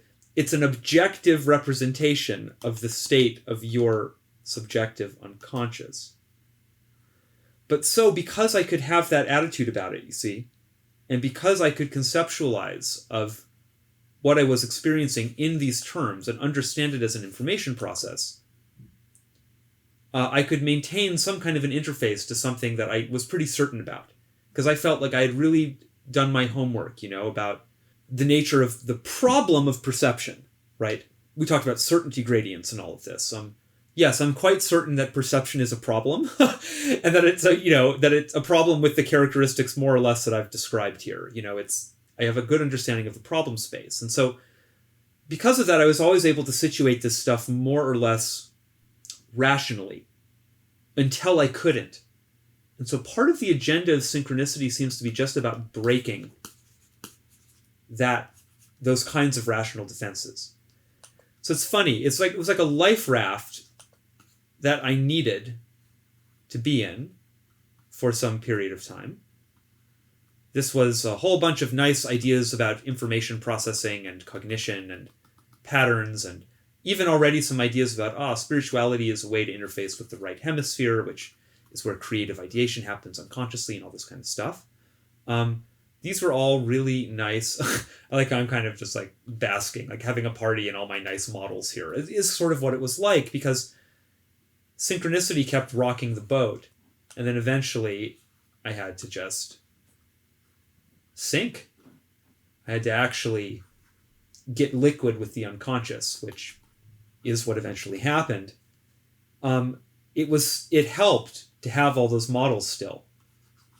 I really think it helps, because I think this process can go a very bad way. And I want to talk about some specific examples of people who I think have lost themselves in this process. But anyway, not now, because I really want to wrap this up now. Sorry to just end this kind of so abruptly, but I do think that the pathway forward now is really to just do exactly what I just said and leave all the theoretical consideration for a while and just tell a story about a bunch of really weird stuff that happened to me. Because it will give the flavor of the unconscious, and that considering it in these information theoretical terms is very helpful and probably very correct, but it really only gets you so far. It's not just an information system, or rather, information systems aren't just information systems, if you see what I mean. So, well, okay. That's now 2 videos in a row that on some level exist as kind of padding to make it possible for me to talk about very vulnerable, scary things in the next video. So we'll get there. This one's probably going to wind up being pretty long. But it's over now, because we are approaching 5:55 p.m. and I really am not going to be doing this anyways past 6 o'clock tonight, I think. So, well, okay. Thanks everybody for hanging out. I enjoyed it as usual, and I'll see you in the future. Bye.